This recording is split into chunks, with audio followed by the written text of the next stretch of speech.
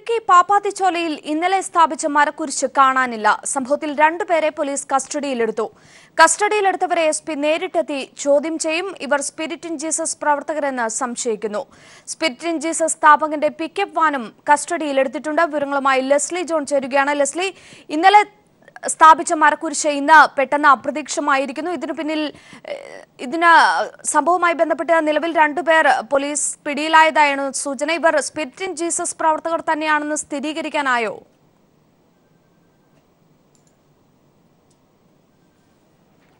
Leslie, കേൾക്കാമെങ്കിൽ.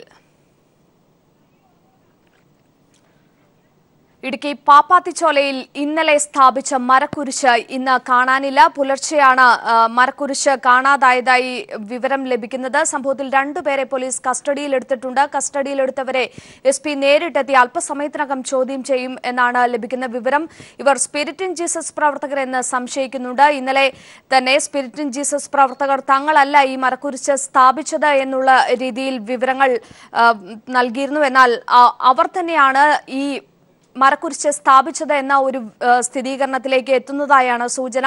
Spirit in Jesus സ്ഥാപകന്റെ pickup വാനും സംഭവ സ്ഥലത്തു നിന്ന് കസ്റ്റഡിയിലെടുത്തിട്ടുണ്ട്. അല്പസമയത്തിനകം തന്നെ എസ്പി സ്ഥലത്തെത്തി പ്രതികളെ നേരിട്ട് ചോദ്യം ചെയ്യുമെന്നാണ് ലഭിക്കുന്ന വിവരങ്ങൾ. ലെസ്ലി ജോൺ തരും കൂടുതൽ വിവരങ്ങൾ. ലെസ്ലി, ഇവർ ഈ മരക്കുരിശ് സ്ഥാപിച്ചവർ സ്പിരിറ്റ് ഇൻ ജീസസ് പ്രവർത്തകർ തന്നെയെന്ന് സ്ഥിരീകരിക്കാനായോ?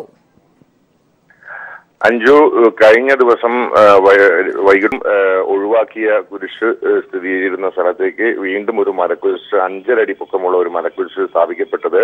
ഇത് ശ്രദ്ധയിൽപ്പെട്ട നാട്ടുകാരാണ് വില്ലേജ് എക്സ്റ്റൻഷൻ ഓഫീസറെ ഇക്കാര്യം അറിയിക്കുകയും അദ്ദേഹം സ്ഥലത്തെത്തുകയും ഇത് സ്ഥിരീകരിക്കുകയും ചെയ്തത്. ഇത് വലിയ വാർത്തയായതിനെ തുടർന്നാണ് രാത്രി തന്നെ ശാന്തപാറ പോലീസ് സംഭവ സ്ഥലത്തെത്തുകയും ചെയ്തിരുന്നു. എന്നാൽ ആ ഘട്ടത്തിൽ മരക്കുരിശ് അവിടെ നിന്നും വീണ്ടും അപ്രത്യക്ഷമാകുന്ന സ്ഥിതിവിശേഷമാണ് ഉണ്ടായിരുന്നത്. രാവിലെ 7 മണിയോടുകൂടിയാണ് പിക്കപ്പ് വാനിൽ സഞ്ചരിച്ചിരുന്ന 2 പേരെ സംശയാസ്പദമായ രീതിയിൽ പോലീസ് കണ്ടെത്തുകയും ഇവരെ പിടികൂടുകയും ചെയ്തത്. ഇവർ 2 പേരും സ്പിരിറ്റ് ഇൻ ജീസസ് പ്രവർത്തകരാണ്. ഒരാൾ വയനാട് കട്ടപ്പന സ്വദേശി കൽപ്പറ്റ സ്വദേശി രാജുവും മറ്റൊന്ന് ഇടുക്കി രാജകുമാരി സ്വദേശി സെബി എന്ന് വിളിക്കുന്ന സബാസ്റ്റിനെയുമാണ് പോലീസ് കസ്റ്റഡിയിലെടുത്തിരിക്കുന്നത്. ഇവരെ ചോദ്യം ചെയ്യുന്ന ഘട്ടത്തിൽ പരസ്പര വിരുദ്ധമായ കാര്യങ്ങളാണ് ഇവർ പോലീസിനോട് പങ്കുവച്ചത്. ഒപ്പം തന്നെ ഇവർ സഞ്ചരിച്ചിരുന്ന pickup van spirit in Jesus chairman കൂടിയായ ടോം സെക്രട്ടറിയുടെ പേരിലുള്ളതാണ്. ഇതാണ് കൂടുതൽ സംശയത്തിന് ഇടയാക്കിയത്. ഇപ്പോൾ സംഭവ സ്ഥലത്തേക്ക് ജില്ലാ പോലീസ് സൂപ്രണ്ട് എത്തിയിട്ടുണ്ട്. അദ്ദേഹം നേരിട്ട് തന്നെ പിടിക്കപ്പെട്ടവരിൽ നിന്നും വിവരങ്ങൾ തെളിവെടുപ്പ് നടത്തുകയും ചോദ്യം ചെയ്യുകയും ചെയ്യും. ഇവർ തന്നെയാണെങ്കിൽ ഇവർക്കെതിരെ വീണ്ടും കേസ് രജിസ്റ്റർ ചെയ്യുകയും ക്രിമിനൽ കുറ്റങ്ങൾ ചാർത്തിയുള്ള വകുപ്പ് ഇടുകയും ചെയ്യുമെന്നാണ് പോലീസ് നമ്മെ അറിയിച്ചിരിക്കുന്നത്. എന്തായാലും ഇത് സംബന്ധിച്ച് പുതിയ കുരിശ് വയ്ക്കുന്നതുമായി ബന്ധപ്പെട്ട വിഷയം അഡീഷണൽ തഹസിൽദാർ ഇത് സംബന്ധിച്ച് റിപ്പോർട്ട് സ്പെഷ്യൽ വില്ലേജ് ഓഫീസർ ചിന്നക്കനാലിനോട് ആവശ്യപ്പെടുകയും ചെയ്തിട്ടുണ്ട്. സംഭവ സ്ഥലത്തേക്ക് SP എത്തിയിട്ടുമുണ്ട്. ലെസ്ലി, കഴിഞ്ഞ ദിവസം തന്നെ ഉടുമ്പൻചോല തഹസിൽദാർ ടോംസ് കറിയയ്ക്ക് നോട്ടീസ് അയച്ചിരുന്ന ഒരു സാഹചര്യമൊക്കെ ഉണ്ടായിരുന്നു. അതിനു പിന്നാലെയാണ് മറ്റൊരു സംഭവം കൂടി, മറ്റൊരു കുരിശും കൂടി അവർ തന്നെ സ്ഥാപിക്കുന്ന ഒരു സാഹചര്യം ഉണ്ടാവുന്നത്. അങ്ങനെ നോക്കുകയാണെങ്കിൽ പ്രശ്നം കൂടുതൽ ഗുരുതരമല്ലേ? അവർ പിന്നോട്ടില്ല എന്നുള്ള ഒരു സന്ദേശം കൂടിയല്ലേ അതിൽ നിന്ന് ഒരുപക്ഷെ മനസ്സിലാക്കേണ്ടത്? അഞ്ജു, ഉടുമ്പൻചോല തഹസിൽദാർ ഇത് സംബന്ധിച്ച് കയ്യേറ്റം സംബന്ധിച്ച് നോട്ടീസ് നൽകിയിട്ടില്ല. ജില്ലാ കളക്ടറാണ് കയ്യേറ്റം ഒഴിഞ്ഞു പോകണമെന്നാവശ്യപ്പെട്ടുള്ള നോട്ടീസ് നേരത്തെ ടോം സെക്രട്ടറിക്കും അവരുടെ ട്രസ്റ്റിനും നൽകിയിരുന്നത്. ഇത് അവഗണിച്ച് അവർ കുരിശ് മാറ്റാൻ തയ്യാറാകാത്ത സാഹചര്യത്തിലാണ് കളക്ടർ കുരിശ് നീക്കുക ഉൾപ്പെടെ സർക്കാർ ഭൂമി തിരിച്ചുപിടിക്കുന്നതിന് വേണ്ടിയുള്ള ഉത്തരവിറക്കുകയും ഇതുമായി ബന്ധപ്പെട്ട് കഴിഞ്ഞ ദിവസം ദേവികുളം തഹസിൽദാരുടെ നേതൃത്വത്തിലുള്ള സംഘം കുരിശ് നീക്കുകയും ചെയ്തത്. സർക്കാർ ഭൂമിയിൽ നിന്ന് ബോർഡ് സ്ഥാപിച്ചിട്ടില്ല എന്നുള്ളതാണ് ഏറ്റവും പ്രധാനം. സാധാരണഗതിയിൽ ഇത്തരം ഭൂമി കയ്യേറ്റങ്ങൾ തിരിച്ചുപിടിക്കുന്ന ഘട്ടത്തിൽ സർക്കാർ റവന്യൂ ഭൂമി അല്ലെങ്കിൽ സർക്കാർ സമബക്കു ഭൂമി എന്ന സർക്കാരിൻ്റെതായ ഒരു ബോർഡ് സ്ഥാപിക്കുന്ന ഒരു നടപടിക്രമമുണ്ട്. അത് ഇവിടെ പാലിക്കപ്പെട്ടിട്ടില്ല.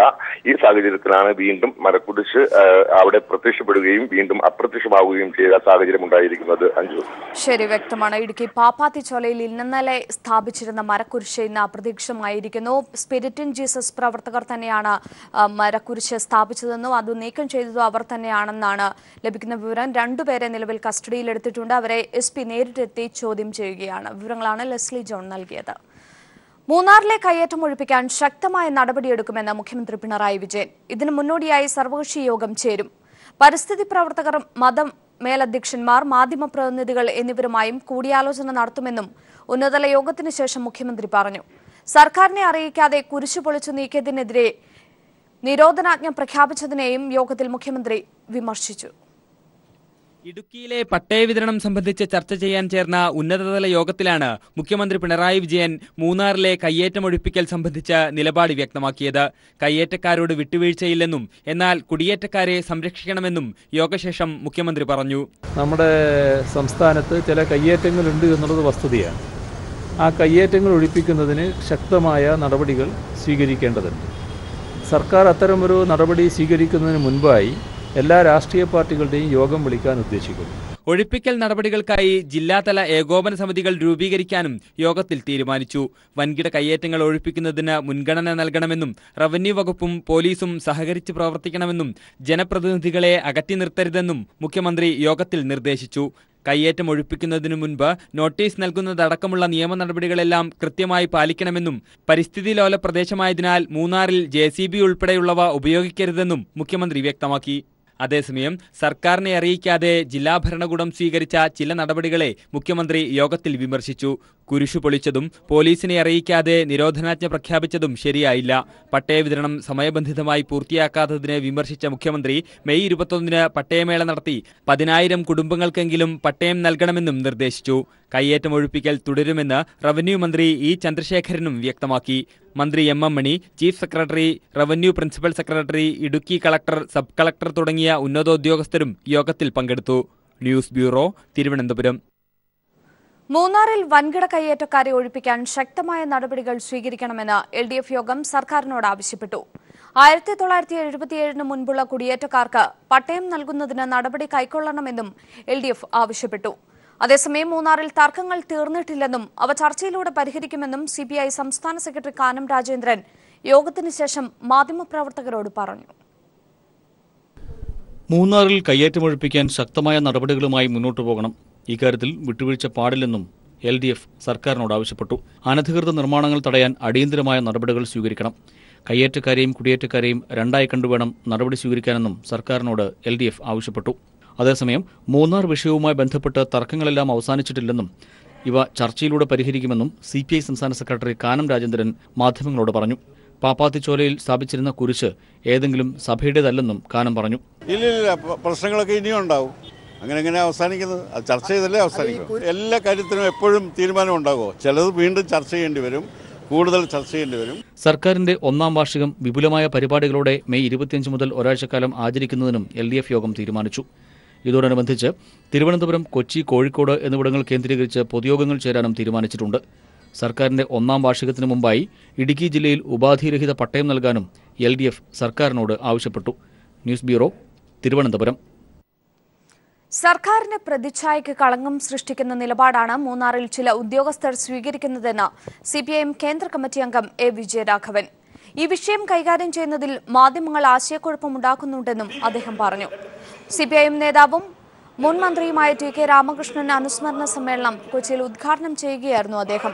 ചടങ്ങിൽ P. Rajeev, MC Surendran, CN സുന്ദരൻ തുടങ്ങിയവർ പങ്കെടുത്തു. ഈ സമൂഹത്തിൽ ഗുണപരമായ പരിവർത്തനം ഉണ്ടാക്കാൻ മുൻകൈയെടുക്കുന്ന ഇടതുപക്ഷത്തെ ദുർബലപ്പെടുത്തും. അത്തരം നിലപാടുകൾ ചില ഉദ്യോഗസ്ഥന്മാർ സ്വീകരിക്കും, തെറ്റായ സമീപനങ്ങൾ സ്വീകരിക്കും, മാധ്യമങ്ങളെ പ്രോത്സാഹിപ്പിക്കും. തിരികെ വാർത്തകളിലേക്ക്. മുസ്ലിം ലീഗ് നേതൃയോഗം അല്പസമയത്തിനകം മലപ്പുറത്ത് ചേരും. PK കുഞ്ഞാലിക്കുട്ടി രാജിവെച്ച സാഹചര്യത്തിൽ മുസ്ലിം ലീഗിന്റെ നിയമസഭാ കക്ഷി നേതാവിനെ തെരഞ്ഞെടുക്കുന്നതിനാണ് യോഗം. പകരം MK മുനീറിനെ ചുമതലപ്പെടുത്തുമെന്നാണ് ഭൂരിപക്ഷ അഭിപ്രായം. പ്രതിപക്ഷ ഉപനേതാവിനെ മുസ്ലിം ലീഗ് പിന്നീട് നിർദ്ദേശിക്കും. വിവരങ്ങൾ KT സ്വാലിഹ് നൽകും. സ്വാലിഹ്, യോഗം ആരംഭിച്ചോ? അഞ്ജു, അല്പസമയത്തിനകം തന്നെ മുസ്ലിം ലീഗിന്റെ നേതൃയോഗം ആരംഭിക്കും. പാണക്കാട് തങ്ങളുടെ വസതിയിലാണ് യോഗം. ഹൈദരലി തങ്ങളുടെ അധ്യക്ഷതയിലായിരിക്കും യോഗം ചേരുക. മുസ്ലിം ലീഗിന്റെ MLA-മാരെല്ലാം 4 MLA-മാർ എത്തിയിട്ടുണ്ട്. PV അബ്ദുൽ വഹാബ് MP എത്തിയിട്ടുണ്ട്. മുഴുവൻ MLA-മാരും ഇപ്പോൾ തന്നെ എത്തും. 9:30 യോഗം തുടങ്ങുമെന്നാണ് നമുക്ക് മനസ്സിലാക്കാൻ കഴിയുന്നത്. മറ്റൊരു കാര്യം, മുസ്ലിം ലീഗിന്റെ നിയമസഭാ കക്ഷി നേതാവിനെ തെരഞ്ഞെടുക്കുന്നതിന് വേണ്ടിയാണ് യോഗം. മുതിർന്ന നേതാവ് കൂടിയായ MK മുനീറിനെ ഈ സ്ഥാനത്തേക്ക് പരിഗണിക്കാനാണ് മുസ്ലിം ലീഗ് ആലോചിക്കുന്നത്. മുൻ മന്ത്രി കൂടിയായ ഇബ്രാഹിം കുഞ്ഞിൻ്റെ പേരും പരിഗണനയിലുണ്ട്. ഈ 2 പേരിൽ ഒരാളെ പരിഗണിക്കണമെന്നാണ് പൊതുവിലുള്ള ഒരു അഭിപ്രായം. ഭൂരിപക്ഷം പേരും MK മുനീറിനെ പിന്തുണക്കണം എന്ന ഒരു നിലപാടാണുള്ളത്. ഏതായാലും അല്പസമയത്തിനകം തന്നെ യോഗം ആരംഭിക്കും.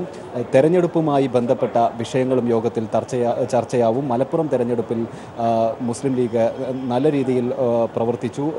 അണികൾ നല്ല രീതിയിൽ പ്രവർത്തിച്ചു. സംഘടനാപരമായി വലിയ നേട്ടമുണ്ടായി എന്നാണ് മുസ്ലിം ലീഗ് വിലയിരുത്തുന്നത്. ഇത് വേങ്ങരയിലും ആവർത്തിക്കാൻ കഴിയണം എന്ന ഒരു വേങ്ങരയിൽ സംഘടനാ തലത്തിലുള്ള പ്രവർത്തനങ്ങൾ ഇപ്പോൾ തന്നെ ആരംഭിക്കാനുള്ള നിർദ്ദേശങ്ങൾ നൽകി കഴിഞ്ഞിട്ടുണ്ട്. ഇക്കാര്യങ്ങൾ കൂടി ഈ യോഗം വിലയിരുത്തും. നിയമസഭാ സമ്മേളനം തുടങ്ങുന്നതോടെ തന്നെ PK കുഞ്ഞാലിക്കുട്ടി MLA സ്ഥാനം രാജിവെക്കുമെന്നാണ് നമുക്ക് മനസ്സിലാക്കാൻ കഴിയുന്നത്. അഞ്ജു, ശരി, വ്യക്തമാണ്. KT സ്വാലിഹാണ് വിവരങ്ങൾ നൽകിയത്.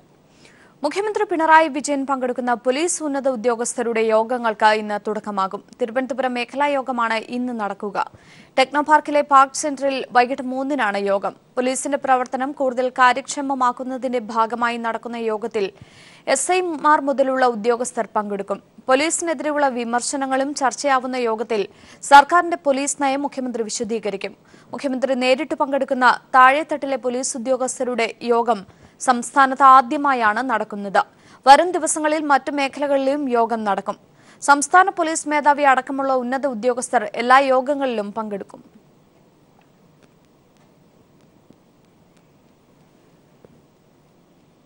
രാഷ്ട്രപതി സ്ഥാനത്തേക്ക് പൊതുസമ്മതനെ നിർത്താനുള്ള പ്രതിപക്ഷ പാർട്ടികളുടെ ചർച്ചകൾ ദില്ലിയിൽ സജീവമാകുന്നു. CPM general secretary Sitaram Yechury, Congress അധ്യക്ഷ സോണിയാഗാന്ധി, ബീഹാർ മുഖ്യമന്ത്രി നിതീഷ് കുമാർ തുടങ്ങിയവർ പ്രാഥമിക ചർച്ചകൾ നടത്തി. സംയുക്തമായി സ്ഥാനാർത്ഥിയെ നിർത്തുന്ന കാര്യത്തിൽ തീരുമാനം ഉടൻ ഉണ്ടാകുമെന്നാണ് സൂചന. ജൂലൈ 25-ന് രാഷ്ട്രപതിയായുള്ള പ്രണബ് മുഖർജിയുടെ കാലാവധി അവസാനിക്കുന്ന സാഹചര്യത്തിലാണ് പുതിയ പ്രസിഡന്റിനായുള്ള ചർച്ചകൾ സജീവമാകുന്നത്. BJP നേതൃത്വം നൽകുന്ന NDAക്ക് രാഷ്ട്രപതി തെരഞ്ഞെടുപ്പിൽ മേൽക്കൈയുണ്ടെങ്കിലും ഒറ്റയ്ക്ക് രാഷ്ട്രപതിയെ തെരഞ്ഞെടുക്കാനുള്ള വോട്ടിംഗ് ബലം കുറവ്. ഈ പശ്ചാത്തലത്തിൽ NDA സ്ഥാനാർത്ഥിക്കെതിരെ പ്രതിപക്ഷ പാർട്ടികൾ സംയുക്തമായി നീങ്ങണമെന്ന ആവശ്യം ശക്തമാണ്. ഇരു മുന്നണികളിലുമില്ലാത്ത CPIM അടക്കമുള്ള ഇടതുപാർട്ടികൾ, BSP, സമാജ്വാദി, തൃണമൂൽ കോൺഗ്രസ്, AIADMK തുടങ്ങിയവരുടെ പിന്തുണ നിർണായകം. സംയുക്ത സ്ഥാനാർത്ഥിയെ നിർത്തുന്നതിനെക്കുറിച്ചുള്ള ചർച്ചകൾക്ക് കോൺഗ്രസ് അധ്യക്ഷ സോണിയാഗാന്ധി തുടക്കമിട്ട് കഴിഞ്ഞു. CPIM general secretary Sitaram യെച്ചൂരിയുമായി Sonia Gandhi സംസാരിച്ചു. പൊതുസമ്മതനെ നിർത്തിയാൽ പിന്തുണയ്ക്കാം എന്ന നിലപാടിലാണ് CPIM. JDU നേതാവും ബീഹാർ മുഖ്യമന്ത്രിയുമായ നിതീഷ് കുമാറും സോണിയാഗാന്ധിയെ കണ്ടു. രാജ്യസഭാ അംഗം ശരത് യാദവിനെ രാഷ്ട്രപതി സ്ഥാനാർത്ഥിയാക്കുക എന്ന ആലോചനയാണ് നിതീഷ് കുമാറിനുള്ളത്. വിവിധ പ്രതിപക്ഷ പാർട്ടികളും പലരെയും ഉയർത്തിക്കാട്ടുന്നു. ഇക്കാര്യത്തിൽ ഏക അഭിപ്രായത്തിലെത്തണം. ഉടൻ തീരുമാനമുണ്ടാകുമെന്നാണ് സൂചന. RSS നേതാവ് മോഹൻ ഭഗവത് അടക്കമുള്ളവരുടെ പേരുകൾ വിവിധ സംഘപരിവാർ സംഘടനകൾ രാഷ്ട്രപതി സ്ഥാനത്തേക്ക് ഉയർത്തിക്കാട്ടുന്നുണ്ട്. പക്ഷേ പ്രതിപക്ഷ പാർട്ടികൾ സംയുക്തമായി ഒരു പൊതുസമ്മതനെ നിർത്തിയാൽ NDAയുടെ രാഷ്ട്രപതി നീക്കങ്ങൾക്ക് അത് തടസ്സമാകും. ദില്ലിയിൽ നിന്നും സന്തോഷ് സർലിംഗ്. ആന്ധ്രാപ്രദേശിലെ ചിറ്റൂരിൽ കർഷകർ നടത്തിവന്ന സമരത്തിനിടയിലേക്ക് ലോറി പാഞ്ഞുകയറി 20 പേർ മരിച്ചു. 15ഓളം പേർക്ക് ഗുരുതരമായി പരിക്കേറ്റു. നിയന്ത്രണം വിട്ട ലോറി വൈദ്യുതി പോസ്റ്റിൽ ഇടിച്ച് തകർത്തിട്ടാണ് സമരവേദിയിലേക്ക് പാഞ്ഞുകയറിയത്. ചരക്ക് നിറച്ച ലോറി അമിത വേഗത്തിലാണ് വന്നത്. നിരവധി വാഹനങ്ങളും കടകളും തകർത്ത ശേഷമാണ് ലോറി കർഷകർക്കിടയിലേക്ക് പാഞ്ഞുകയറിയത്. 6 പേർ ലോറിയുടെ ടയറിനടിയിൽപ്പെട്ടും മറ്റു 14 പേർ പോസ്റ്റ് തകർന്നുണ്ടായ വൈദ്യുതാഘാതത്തിലുമാണ് മരിച്ചത്. പരിക്കേറ്റവരെ ആശുപത്രിയിൽ പ്രവേശിപ്പിച്ചു. അപകടമുണ്ടാക്കിയ ലോറിയുടെ ഡ്രൈവറും ക്ലീനറും ഓടി രക്ഷപ്പെട്ടു. കടുത്ത വരൾച്ചയിൽ ഇല്ലാതാവുകയാണ് ഒരു പ്രദേശത്തിന്റെ മുഴുവൻ ജലസ്രോതസ്സായ പുഴ. കോഴിക്കോട് ബാലുശ്ശേരിയിലെ കോട്ടനടപ്പുഴയാണ് വരൾച്ചയിൽ വറ്റിവരളുന്നത്. ഒരു നാടിന്റെ മുഴുവൻ ജലസംഭരണിയായ മഞ്ഞപ്പുഴയുടെ ഭാഗമായി ഒഴുകുന്ന കോട്ടനടപ്പുഴയാണ് വറ്റിവരണ്ടുകൊണ്ടിരിക്കുന്നത്. കൊടും വരൾച്ച ഈ പുഴയെ അപ്പാടെ കാർന്നു തിന്നുകൊണ്ടിരിക്കുകയാണ്. കോഴിക്കോട് ബാലുശ്ശേരിയിലെ ഏറ്റവും മനോഹരമായ കാഴ്ചകളിൽ ഒന്നായ കോട്ടനടപ്പുഴ ഇന്നിവിടം പുഴയായി കാണാൻ സാധിക്കുകയില്ല. പുഴയ്ക്ക് പകരം ചെറിയ ഒഴുക്കുകൾ മാത്രം. വരൾച്ചാക്കാലത്ത് ബാലുശ്ശേരി നഗരത്തിലും മറ്റു പ്രദേശങ്ങളിലും വെള്ളം എത്തിക്കുന്ന ഈ പുഴ മരണത്തിന്റെ വക്കിൽ കൂടിയാണ്. ഈ പുഴയിൽ വെള്ളമുള്ളപ്പോൾ സമീപ പ്രദേശങ്ങളിലെ കിണറുകളിലൊക്കെ ധാരാളം വെള്ളം ഉണ്ടാകുമായിരുന്നു. എന്നാൽ ഇപ്പോൾ ഇങ്ങനെ വെള്ളം വറ്റുന്നതിൻ്റെ ഭാഗമായിട്ട് സമീപ പ്രദേശങ്ങളിലെ കിണറുകളിലൊക്കെ വെള്ളം വറ്റുന്ന ഒരു സ്ഥിതിയാണുള്ളത്. ഈ പുഴയിലെ വെള്ളം ആശ്രയിച്ചാണ് തൊട്ടടുത്ത വയലിൽ കൃഷി നടത്തി വന്നിരുന്നത്. വെള്ളം വറ്റിയതോടെ കൃഷി പോലും ഇറക്കാൻ കഴിയാതെ ദുരിതത്തിൽ ആയിരിക്കുകയാണ് ഇവിടുത്തുകാർ. പുഴയെ സംരക്ഷിക്കാനുള്ള ശാശ്വത പരിഹാരത്തിനായി സർക്കാരിന് 8.25 കോടിയുടെ ഒരു പദ്ധതി പഞ്ചായത്ത് സമർപ്പിച്ചിട്ടുണ്ട്. ഈ പദ്ധതി നിലവിൽ വന്നാൽ പ്രദേശത്തിന് വലിയ ആശ്വാസമാണ് അതുണ്ടാക്കുക.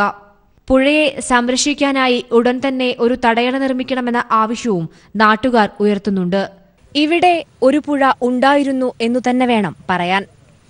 ഒരു നാടിന്റെ മുഴുവൻ ജലസ്രോതസ്സായ പുഴയാണ് വറ്റിവരണ്ടുകൊണ്ടിരിക്കുന്നത്.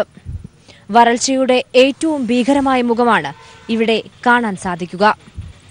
ക്യാമറാമാൻ ജിബേഷിനൊപ്പം മേഘമാധവൻ, കോഴിക്കോട്.